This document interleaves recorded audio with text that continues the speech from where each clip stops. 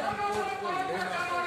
इसी के लिए आज 1 जनवरी 19 से हम लोगों ने राष्ट्रीय आदिवासी विद्रोह यानी क्रांति का बिगुल फूका है कि झारखंड बचे, संथाल परगना बचे, भारत में आदिवासियों को न्याय मिले। और इसके लिए हमको भारत के संविधान, भारत के राष्ट्रपति महामहिम द्रौपदी मुर्मू, भारत के माननीय प्रधानमंत्री नरेंद्र मोदी पर विश्वास है। आप राष्ट्रीय आदिवासी विद्रोह निकाले किसके खिलाफ? ये इनके समर्थन में है। हम लोग हमारा खिलाफ है सोरेन खानदान, इसने आदिवासियों को बेचने का काम किया। सरना धर्म को भारत सरकार को देना होगा क्योंकि ये प्रकृति धर्म है, आदिवासी लोग का धर्म है और इसको लागू करेगा भारत का राष्ट्रपति और प्रधानमंत्री। और हमको चर्च का जो धर्म गुरु है, ईसाई धर्म गुरु, हम उसके भी खिलाफ हैं क्योंकि ये लोग भी आदिवासियों को ईसाई बना के गुलाम बना और संथाल परगना को सोरेन खानदान ने वोट के लिए ईसाई मिशनरी और मुसलमानों को बेच दिया। वोट बैंक का नाम से आदिवासी को कत्ल करा रहा है। हम उसके खिलाफ हैं और धर्मांतरण भी हो रहा है उसके खिलाफ। आप ईसाई मुसलमान को कर रहे हैं और भी कम्युनिटी है जो आदिवासी का जो अभी सबसे बड़ा हम लोग की नज़र में सोरेन खानदान है, आदिवासी विरोधी ताकत और ईसाई मिशनरी धर्म गुरु है ताकत। हम पहले उससे निपटेंगे। इन लोग आदिवासियों को अपने पक्ष में लेके आदिवासियों को मरवाने का काम कर रहे हैं। तो अभी हमारा पहला टारगेट यही दोनों है।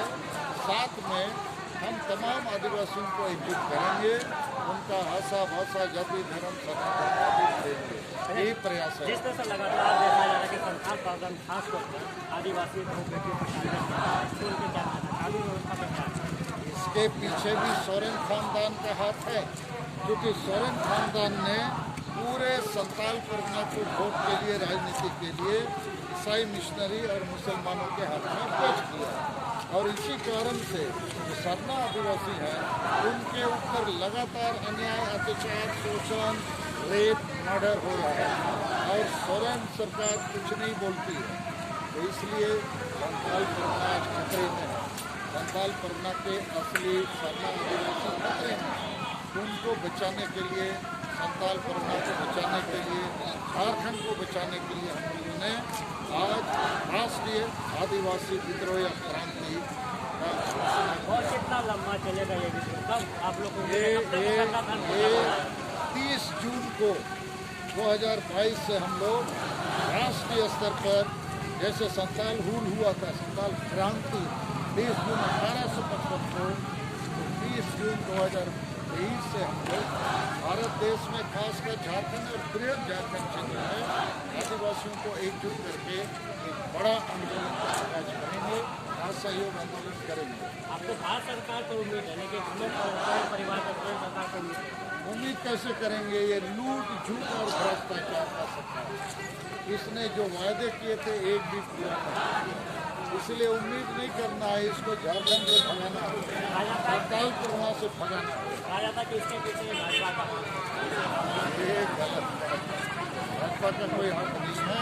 हम लोग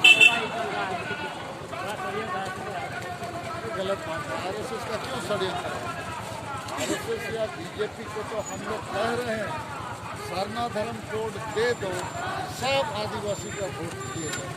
और उस पर हम लोग की बातचीत अभी द्रौपदी मुर्मू जी से हो चुकी है। प्रधानमंत्री जी और गृह मंत्री जी से भी हम लोग बात करने वाले हैं। और जब सब आदिवासी शिबू सोरेन, हेमंत सोरेन को वोटे नहीं देगा तो इनका राजनीतिक पतन होना निश्चित है। और इनके राजनीतिक पतन से ही आदिवासी का उत्थान होगा, झारखंड। लास्ट सवाल आज कर सकते हैं अमीर राज है तो उसको सही अवसर देना होगा, सही नेतृत्व देना होगा, सही सरकार देना होगा। तो ये पिता पुत्र 5 बार CM बने। इन्होंने आदिवासियों के आशा भाषा, जाति धर्म, इज्जत आबादी, रोजगार कुछ नहीं किया। आदिवासी नेता कहीं ना कहीं खल रहा है, कमी है। क्या आप आदिवासी नेता की? देखिए, हम तो झारखंड, बंगाल, बिहार, उड़ीसा, असम नेपाल, भूटान, बांग्लादेश में भी आदिवासियों को एकजुट करके उसके न्याय, अधिकार, आज़ादी दिलाने के लिए दिन रात काम कर रहे हैं। और हमारे आज जितने कार्यकर्ता हैं 5 राज्य से आए हैं, ये नेताओं का झुंड है। और इसलिए 1 जनवरी को लोग पर्व मनाते हैं, पिकनिक करते हैं। हम लोग आज विद्रोह क्रांति का शपथ लेने आए हैं। अभी हम लोग इंडोर स्टेडियम में मीटिंग भी करेंगे और हमारा संकल्प है 2023 में डू और डाई, फाइट टू फिनिश। आदिवासियों को जो संविधान में न्याय अधिकार मिला है हम लेकर रहेंगे, लेकिन इस रास्ते में सोरेन खानदान सबसे बड़ा बाधक है। और ईसाई धर्म के जो गुरु लोग हैं ये आदिवासियों को गुलाम बना रहे हैं। अभी तक सोरेन खानदान में सबसे ज़्यादा आदिवासियों का वोट लिया, आदिवासियों को धोखा दिया। ईसाई धर्म गुरु भी आदिवासियों को ही ईसाई बना रहे हैं और उसको गुलाम बना रहे हैं।